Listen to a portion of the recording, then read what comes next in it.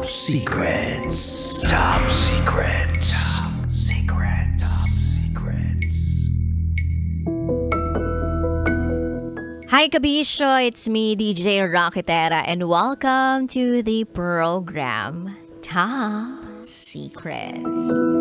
Kung saan pwede kang makapagbahagi ng iyong pinakatatagong sekreto. Ito po ang programang hindi ka huhusgahan, bagkus ikaw ay pakinggan. Ang programa sa radyo na nagpo-promote ng we listen and we don't judge culture. At meron na nga po tayong top secret sharer na nasa kabilang linya. I-welcome na po natin siya. Good evening. Good evening, DJ. Ano pong pwede namin itawag sa'yo? Leo, Leo. Ilan taon na po kayo, Leo? 35 years old. 35 years old. Sang lupalop ka naman galing, Leo? Bulacan. Bulacan. Alright, di na ako magpapaligoy-ligoy pa. Leo, 35 from Bulacan. Ano ang top secret mo? Sabi kasi ng family ko ay hindi ako makakahanap ng tunay na magmamahal sa akin. Kasi sa status ng buhay ko. Sabi ng pamilya mo, hindi ka makakahanap o makakatagpo ng taong tunay na magmamahal sa'yo. Tama ba ako ng pagkakarinig? Yes. Dahil sa status na meron ka? Yes.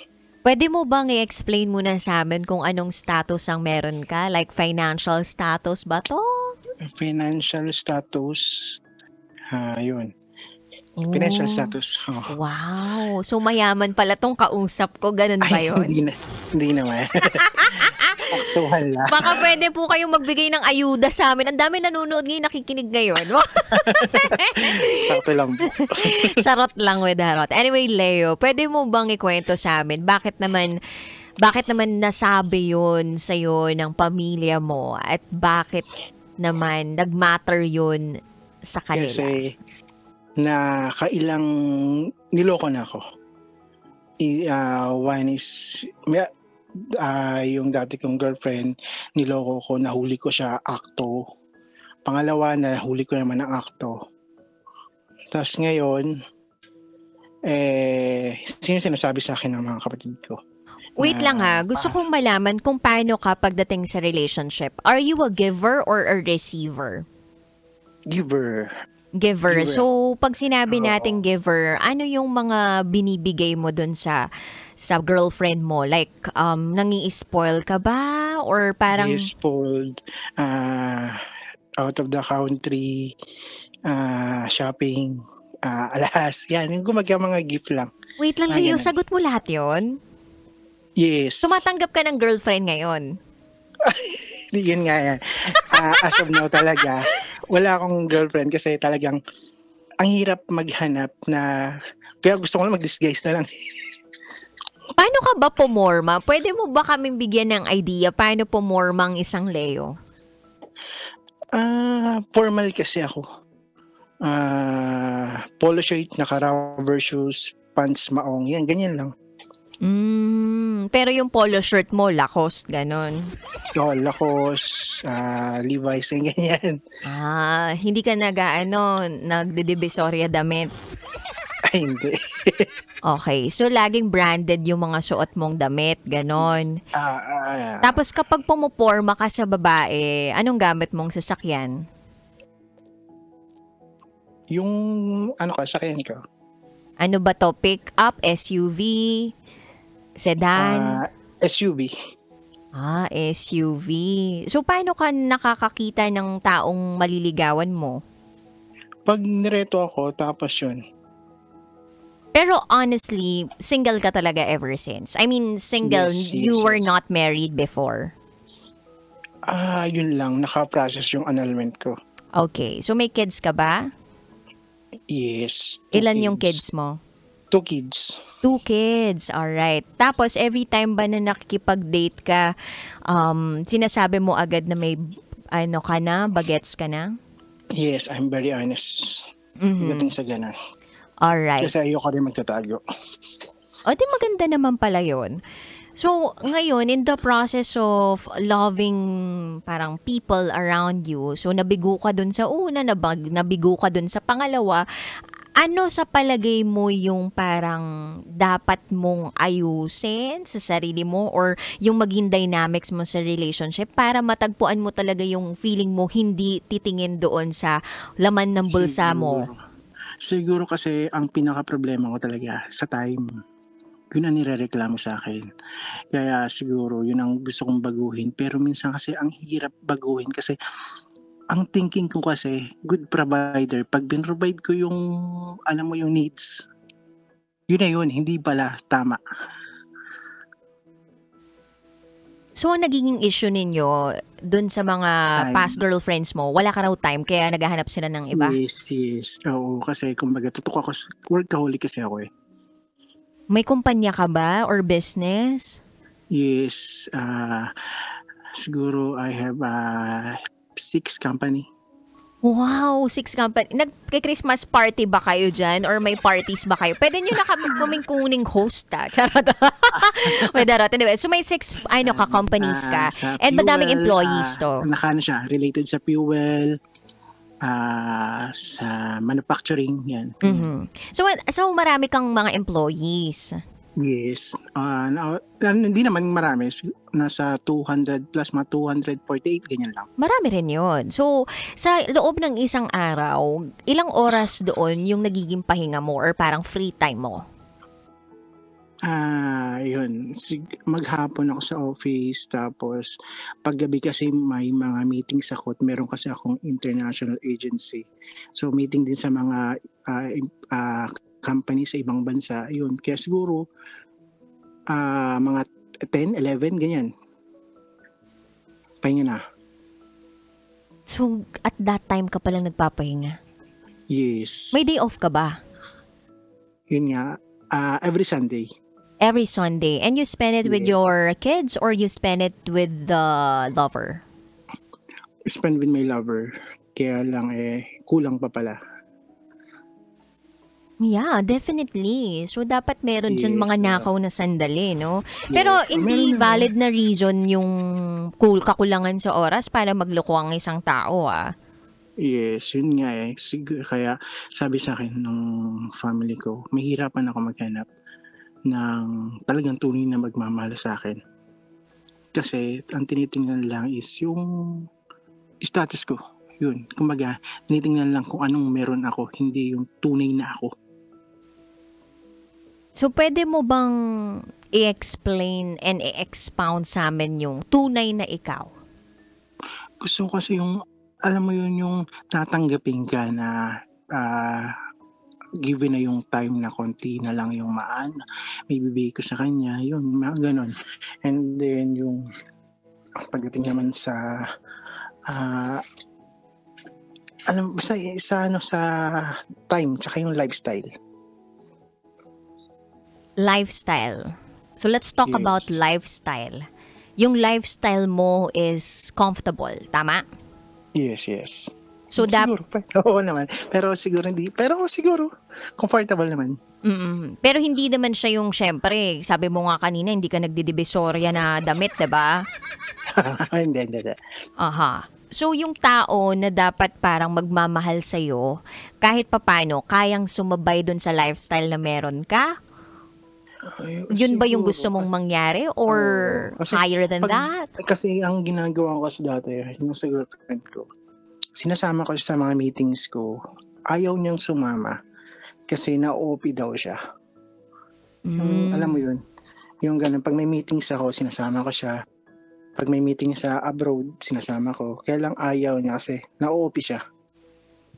Bakit siya no-OP? Like, hindi niya ba kayang mag-business talk or parang mag-socialize? Yeah, hindi. Kaya sabi nga nung isang business partner ko is humanap ako ng karelasyon na nasa business community din para maintindihan kung ano talaga yung trabaho ko at kung ano yung lifestyle, yung oras, maintindihan.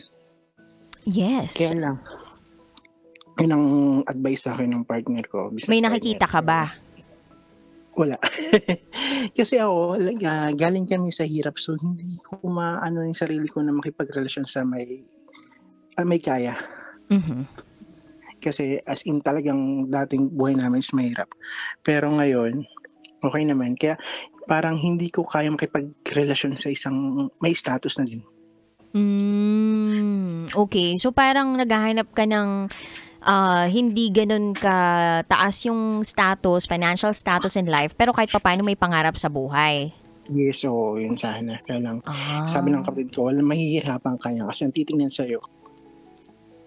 Yun, kasi ilang beses na ako naloko eh. Nahuli ko sa akto. So, gaano tumatagal tong mga relationship mo? Gaano katagal tong mga to? 2 years, isa 3 years. Pero ramdam mo naman ba na minahal ka nitong mga taong to? Ramdam siguro, pero hindi ako minamayday.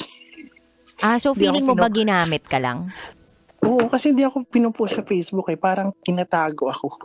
Pero ikaw ba pinupost mo sila? Oo, pinupost ko. Pero itong mga babae hindi. Hindi. Mga sexy ba to? Magaganda? Ganon? Eh, okay naman. Saktuhan lang. Bakit makasaktuhan lang? Sakto lang. Hindi naman sexy na malamodel. Hindi naman ganun. Alright. So now that we know na parang ito na yung mga nangyari sa'yo in the past, question is, as of the moment ba may nililigawan ka o pinupormahan ka? May pinupurmahan. Kaya lang eh. Sino naman to? I mean, paano mo naman muna to nakilala? Sa lang? Ng kaibigan. Pinakalala ng kaibigan. Kaibigan o dating app? Hindi. Yun gusto ko mag-dating app na lang. Pero hindi, kaibigan. Kaibigan. So, reto ng kaibigan. Pero, nireto lang naman. Pero hindi pa totally kami kasi nireto pa lang. Parang getting to know each other pa lang. Pero paano yun? Nagkita na kayo? Nag-date na kayo? Yes, nagkita na rin kami. Pero getting to know each other pa rin. Parang, did you like this person? Yes, I like naman. Pero, kung nag-iingat lang. So, parang taking it slow? Yes. Okay. So, bago kasi I think ganito yung nangyayari sa reto kasi ako, naging reto din yung partner ko sa akin eh. So, ang nangyayari sa reto, di ba normally, nilalatag ng very light yung personality nung irereto sa'yo. Yes. What were the traits or parang, attitude nitong taong to bago siya ipakilala sa'yo nitong friend mo? Maalaga. Yun lang kasi hinahanap ko talaga, maalaga sa akin. Yung aaskasuhin ka. Pero baka naman katulong kailangan. Kailangan. Pero sabi ko nga, siguro darating na lang siguro. Hindi magmamadali. Kailan 35 na ako eh. Sabi naman nila ang mga lalaki, matagal naman daw ang expiration ng mga Okay, so nakailang dates na kayo nitong girl na to? Siguro 3 beses na. 3 beses na. And nandun pa rin yung interest na makilala tong taong to? Yes. Interesado po. So sa palagay mo, paano mo matitimbang or parang matetest or malalaman kung itong taong to ay mamahalin ka ng tapat at totoo at hindi lang nakikita yung status mo? Yun nga eh. Kasi base sa pag-uusap namin, parang alam mo yun yung niya, parang masyadong mabulakalak na gusto ko niya kaagad. Which is hindi ka pa niya kilala talaga. Gusto ka na niya agad? Yes. Pero, yun kasi, parang sinasagway lang niya ganyan. Talaga? Kasi nga, sinabi nung kaibigan ko, ito may mga negosyo yan. Marami na negosyo. Alam mo yun, yung sabi niya, stable ka na dyan. Gano'n. Okay din naman kasi na ang benta sa'yo ganun. Pero parang ako para sa isang babae, hindi naman sa judger ako at this point Hindi ikaw yung ginajudge ko yung babae. Kumbaga, ay analyze natin na parang nag-hint siya, nagbibigay ng hint sa'yo na gusto ka na agad niya. Doon pa lang sa pangatlong pagkikita ninyo. Okay lang na, gusto kong magkaroon ng parang, nandun yung interest to get to know the person. Pero alam mo yun, kailangan alam mo yun, hindi siya yung agad-agaran na, gusto na kita, parang ganon. Hindi mo kasi agad nasasabi yun doon lang sa pangatlong date, parang feeling ko may kakaiba doon Yun. Isa din yun. Yung iniisip ko ngayon. Nag-ano na ba? I miss you sa'yo? Oo, gano'n. Nag-I miss you ka na ba sa kanya? Hindi naman. Parang ano lang. Kaya lang ano siya typical na, alam mo, ayoko, yung kumain ka na ba? Yung gano'n parang pang millennial, pang 20s, mga teenager. Ilan taon na ba siya? Nasa 23. Ang bata pa. Bata ba nga? Bata ba? Kaya sabi ko, parang, ano siya. Hindi, 23. Hindi, 25 na. 25 na pala. 25. Kaya lang, alam mo yung thinking na na parang teenager, na pag di ka nag-chat, nagagalit. Yung gano'n. Gusto mo ba yun? Hindi, ayoko nang gano'n kasi di pa naman nga kami. So, ano yun, nato-turn off ka na? Yes, nato-turn off. Definitely nato-turn off. Pero alam mo, there are so many fishes in the sea, Yes, kaya lang, ang hirap maghanap talaga. Ano pa ba yung mga pwede namin i-suggest sa'yo? Ano pa ba yung mga tinry namin dati? Charot! Dapat kasi medyo papreno-preno ka dun sa mga kaibigan mo na parang wag isplok agad na may negosyo to. Hindi sa ganun. Kumbaga, kung sakaling magiging open ka sa mga kaibigan mo, pwede mong sabihin sa kanila by the way na na ito yung standard mo, na parang ito sana yung requirement mo, or kung meron silang kilala na ganito yung personality. Tapos, sabihin mo din na kung ano talaga yung hinanap, na hindi masyadong materialistic or parang tumitingin sa financial status ng magiging asawa. Dapat, di ba yung parang sa hirap at ginhawa, sasamahan ka. Paano kapag nawalan ka ng pera, di ba? Yun din inano ko. Paano ngayon, okay, mahal mo ko. Paano kung mawala sa akin lahat? Mahal mo ba ako? Kaya po ba akong mahalin?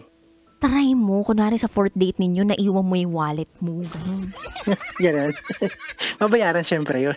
Kaya nga, tapos siya yung magbabayad. Pero sabihin mo sa kanya na parang di babayaran naman kita, pero hindi mo talaga babayaran. Kanya, babayaran ko siya.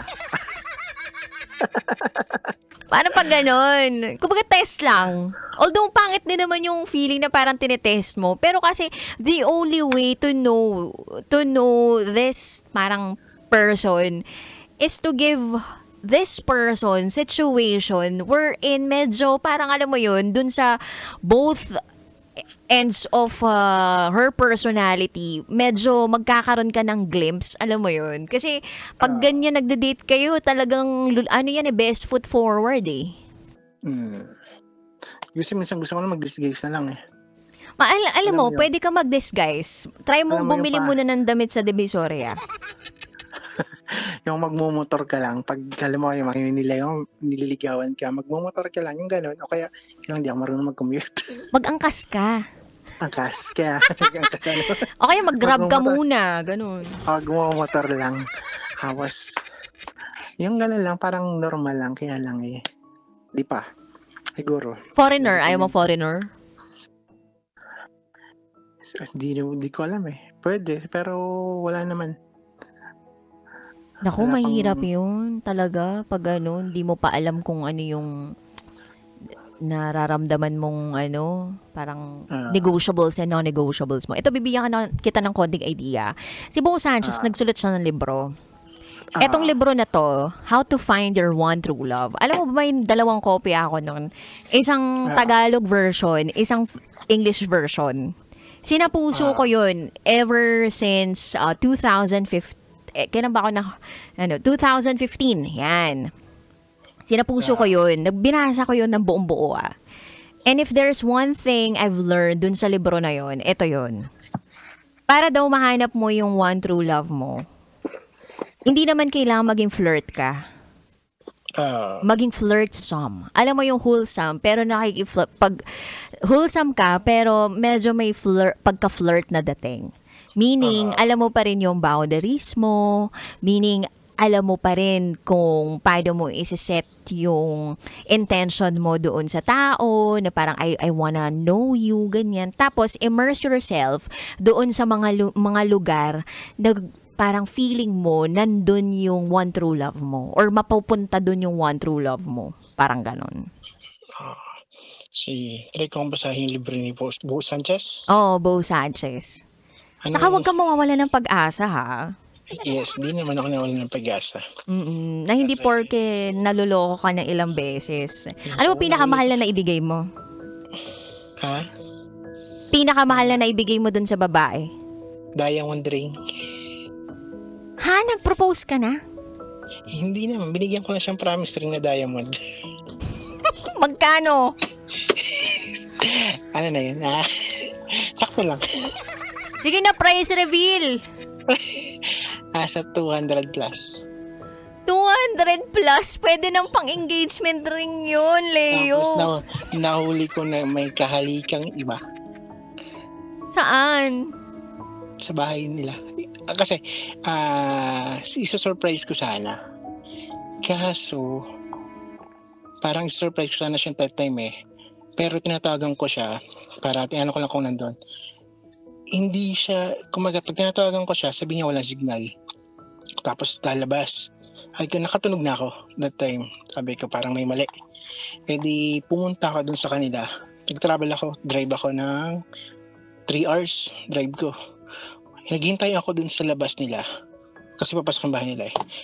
Ng subdivision. Naghintay ako, hinatid siya, nung guy. Nag-kiss sila. So, na-surprise ako that time. Anong ginawa mo? Hindi ako nag-iskandalo kasi ako yung tao hindi nag-iskandalo. Sabi ko, umalis na yung guy, tapos nakita ko siya, sinundan ko siya. Sabi ko, ang galing mo naman. Ganun lang. May isa ng sorry. So, sumakay sa kotse ko. Pero that time, wala na akong tiwala. Nag-iwalay na rin kami. Grabe, 2 lalaki sa isang gabi. Tapos yun, yung isa naman, anniversary namin, nakita ko nagkikiss din sila. Nag-celebrate kami ng anniversary. And then, inuman, kasama yung friend ko, friend niya. Yun. Tapos, nalasing na ako dun sa bahay. Natulog na ako. Uwi na sila lahat. Pagtingin ko, nagkikiss sila dun sa labas ng pinto namin. Hindi ako nag-skandalo, pinauwi ko lang sila. Ay, nako. Ikaw pa yung balakid sa relasyon nila. Kaya dapat ikaw na talagang... Nakakaya naman sa inyo. Dilo kayo sa bahay niyo. Kaya nga. So ano nang nangyari doon sa mga naibigay mo sa kanila? Binalik ba nila o hindi? Hindi niya binabalik. Diyan din ako, ayoko yung taong, alam mo yung susumbat. Di ako Hindi, pero kung yung babae may pride yun, yung tipong parang, hindi, nagkamali ako, so babalik ko na lang sa'yo, nakakaya naman. Oo, Wala. binigyan pa ako, yung isang girlfriend ko, binigyan ko ng business, paano mo yung negosyo. Di mo niya binalik. Sa kanya. Kakaloka, napakapagbigay mo. Si Santa Claus ka ba? Anyway alam mo, Leo, dami nagtatanong dito. Andito lang ako, ano bang itsura niya? Yung mga ganun, tagasan ka po ba? So, ang dami tuloy na ako curious kung anong itsura mo, tagasaan ka. Ayan. Sabi ano? Chinito. Chinito daw. O, Chinito. So, paano pag may nagtatanong sa akin dito, paano ka makokontak or paano kapag magrereto kami? Ano ba? Kaya ayoko nga kasi alam nila yung status ko eh. Hindi sabihin. Hindi niya, di ba? Useless. Tama naman. Useless lang. Meron kaming single dito na na staff. Si Boy Pindot. Pero lalaki nga lang. Charot lang with the rot. Anyway, may mensahe ka pa ba na gustong ibahagi, Leo? Yun lang. Siguro, dun sa mga nagsisimulang relasyon, ibigay niyo yung oras niyo. Siguro, yun din yung time. Siguro yung time talaga nagkukulang sa akin. Kaya sila gumagawa ng kalokohan. Naghanap ng iba. Dahil sa time daw. Sinabi man nila sa akin na talagang yung time talaga yung problema sa akin. Lahat sila. Siguro, pag advice ko lang dun sa mga pag pumasok sa relasyon, ibigay yung time. Hindi sapat yung binibigay mo yung gusto nila. Time din siguro. Yun. Salamat, Leo. Oo, Thank you. Pero again, hindi sapat yun na dahilan para lokohin ka ng isang tao. Yun nga eh. Sana may mahanap akong, alam mo yung tunay na magmamahal. Definitely Mahalin meron ako. yan. Sana. Kasi gusto ko yung magmamahal na mahal mo ko bilang ako. Hindi kung anong meron ako. Yun yung talaga ang hinahanap ko. Kaya sabi ko nga sa mga kaibigan ko, malungkot, huwag niyong hangarin na magpalit tayo ng status ng buhay. Kasi napakalungkot talaga. Alam mo yun, mag-isa ka lang. Mag-isa ka, alam mo yun, may time na na parang gusto kong i-give up lahat. Parang lang mahanap mo siya. Para lang mahanap ko siya. Alam, kasi minsan may gabi na umiiyak ako kasi talagang bakit ang lungkot ko na. Parang, alam mo yun, na sabi ko nga dun sa pinagpipray ko na sana kuwain na lang ako. Kasi parang useless na yung buhay ko eh. Alam mo yun, nabubuhay na lang ako para sa negosyo at sa mga empleyado ko. Na parang wala nang, alam mo, gets mo ko DJ, yung mababangon ka, gigising ka ng excited ka. Yeah. Kasi may magmamahal sa'yo at the end, may magkikare sa'yo. Yun, yung ganun. Yeah. Kaya minsan sabi ko nga, ang lungkot. Kaya pag nagsabi sa akin ng mga kaibigan ko, nainggit ako sa iyo, sabi ko, kakaingit ka naman. Sabi ko, huwag niyong hangarin. Kasi napakalungkot dito sa status na to. Sobrang lungkot. Yung alam mo na parang gusto mo na i-give up lahat dahil sa sobrang lungkot. Kaya sabi ko sa kanila, mas masaya yung status nyo ngayon. May pamilya kayo, nagmamahal sa inyo, kumpleto ang pamilya nyo. Alam mo yun, yung ganun, na sabi ko, yan ang pinakayaman ninyo na hindi matutumbasan ng anong pera.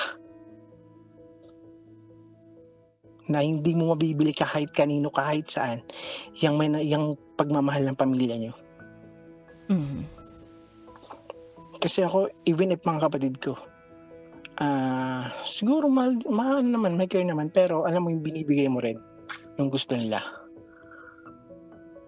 Inano mo sa, kumbaga, yun, basta, di ko alam, DJ, malungkot sobra. Kaya sabi ko, huwag niyong hahangarin na magkaroon kayo kasi napakalungkot. Sobra. Yung gusto mo nang mamatay. Ganon. Yung kunin ka, sana kunin ako ni Lord eh. Wala naman ako, useless lang naman ako dito eh. Pine-prepare niya lang yung para sa'yo. Kasi bubuo ka pa ng masayang pamilya kasama noon. Naiyak ako. Hindi talaga napakahirap. Yun lang. Yun. Kaya yung mother ko namatay rin, tatay ko namatay na. So sabi ko nga dun, pag nagpipray ako, lagi ako na pinipray paggabi. Kasi pinagpipray ko sa kanila, sabi ko, sana kunin na nila ako, ng parents ko. Hanggang ngayon ba, ganyan pa rin yung nararamdaman mo? Yes, hanggang ngayon. Na mag-isa, malungkot, sobra. Tuwing gabi, tuwing gabi bago matulog, napakalungkot, sobra, na wala kang kasama. Darating din yan. Kailangan mo lang maniwala dun sa proseso at magtiwala dun sa proseso na makikita at mahahanap ka rin niya. Sa tamang panahon, sa tamang pagkakataon. And sabi nga nila, best things come to those who wait. So, akala natin kasi yung pag-aantay, parusa siya para sa atin eh. Pero sa totoo lang hindi eh. Sabi ko siguro, ito yung, sabi ko nga sa kanila, siguro papiling ka talaga ni Lord eh. Kung love life, pamilya, o pera, ang negosyo pera eh. Siguro hindi binibigay sa'yo ni Lord lahat. Yun yung pumapasok sa utak ko. Pero step by step para sumakses, sabi nga nila, diba? You can't have it all at once. Pero darating yung time na ibibigay pagkakaloob niya sa'yo yun sa tamang panahon. Ako, I remember being in that position. Although wala ako dun sa part na parang ayoko na mabuhay. But I was thinking and also questioning myself if para kanino ba ako nabubuhay? Yun, okay yung buhay ko? Buhay? Yung ganon? Okay yung buhay ko? Okay yung okay naman yung parents ko? Kaya lang I'm living under a roof na mag-isa lang ako. Yung ganun pakiramdam? Yes, ganun din. Ganun ang pakiramdam. Na mag-isa lang ako. Alam mo yun, na napakalungkot. Sabi ko, hindi mo na naisin na ipagpalit ang buhay ko sa buhay ninyo. Kahit kasi napakalungkot talaga. But then again, ipaparamdam sa'yo, pag sinurrender mo siya sa kanya, ipaparealize niya sa'yo kung bakit ka nandyan sa posisyon na yan at bakit kailangan mong magantay at bakit worth it lahat ng pag-aantay na meron ka. And again, you are a blessing to other people because you have 200 plus employees. Diba? Imagine mo building this company from scratch and then there you are right now.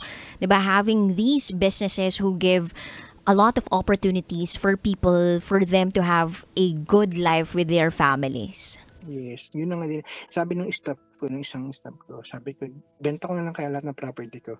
Sabi ko, gusto ko nung migrate, magano. Sabi niya, sir, wag naman. Kasi sobrang daming umaasang pamilya sa'yo. Yun lang yung, sabi niya, maraming umaasang pamilya sa'yo. Hindi lang isa. Sabi niya, sobrang daming pamilyang umaasa sa'yo. Inaasahan niyo tong trabaho na to. Pag ginibak mo na to, paano na sila? Yun yung explain sa akin ng isang empleyado. Kaya parang siya, yan, kumaga na. Kasi, maano ko talaga, makatao. Yung alam mo yung empleyado ko na talagang sobrang sa empleyado. Kasi dumaan din ako sa hirap as in. Kaya, kumaga naintindihan ko sila. Kaya, makaano ko kahit maliit na yan, kaibigan ko yan, mga empleyado na yan. Yes. Kahit, and you are an instrument, diba? Para mabigyan sila ng magandang buhay kahit papaano. And kung mawala ka, paano na lang din itong mga taong to, diba?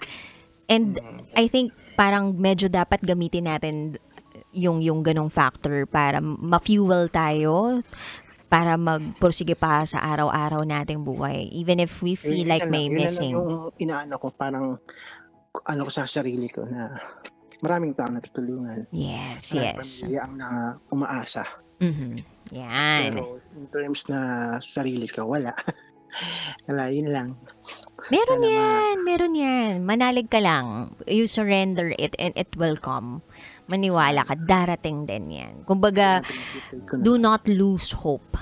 Kasi yung pag-asa na yun, pag nawala yun talaga yung papatay dun sa mga pangarap natin and even yung drive natin sa mundong ito eh. But if you light that hope, naniniwala ako na kahit gaano pa katagal, kahit gaano pa katindi yung prosesong pagdaraanan, kahit gaano pa yun kahirap, eventually, it will come. Alright, thank you so much, Leo, for calling this program. Lagi kang mag-iingat. And I hope you'll find the one, okay? Sana. Thank you. God bless. Bye.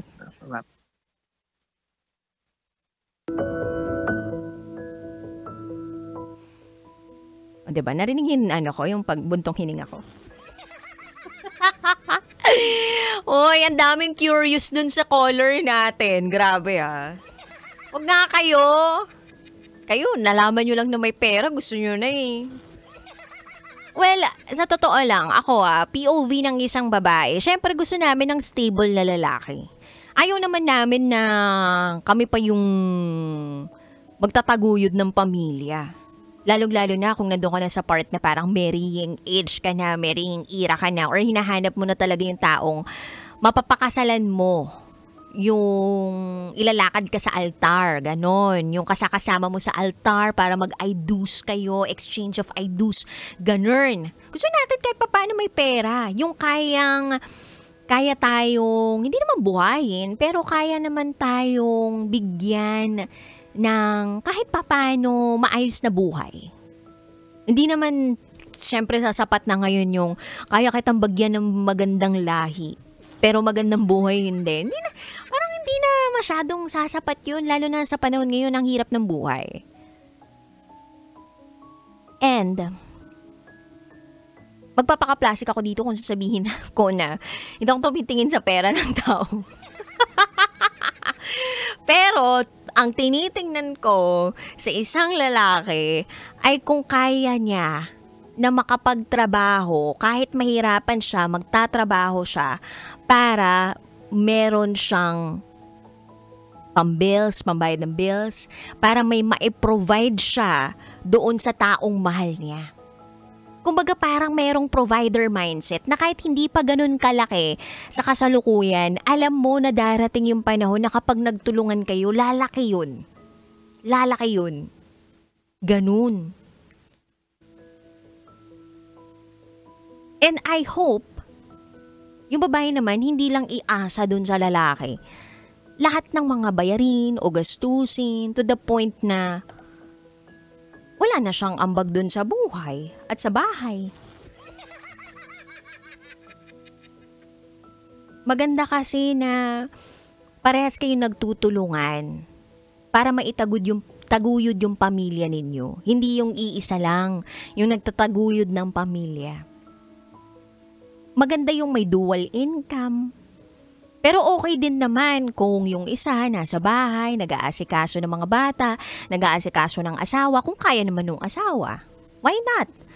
Kung yung babae yung mas okay magtrabaho kaysa dun sa lalaki, okay lang din naman. Depende sa dynamics ninyo. Pero ang mahalaga dun yung nagkakaintindihan kayo. Yung sa 10 hakbang niya papunta sa'yo, dapat ikaw magbigay ka din ng 5 para magtagpo kayo sa gitna. It is what you call compromise. And you understand each other well. Na kapag may desisyon yung isa, dapat yung isa din, desisyon niya yun. Dapat dalawa kayo nagdesisyon dun sa bagay na yun. Hindi iisa lang yung nagdedesisyon. Kasi ang tawag dun, manipulation. O ang tawag dun, pagmamando. So yun lang. Maraming salamat sa inyong pagtutok sa akin. Darating din yung taong para sa'yo. Kailangan lang talaga yung may mga daladalawang jowa dyan. Magbigay na po kayo. Pakawalan nyo na yung isa para mabigyan po yung lahat. Okay?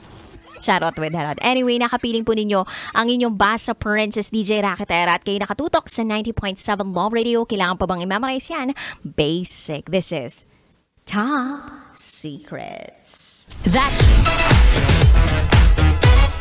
Metro's number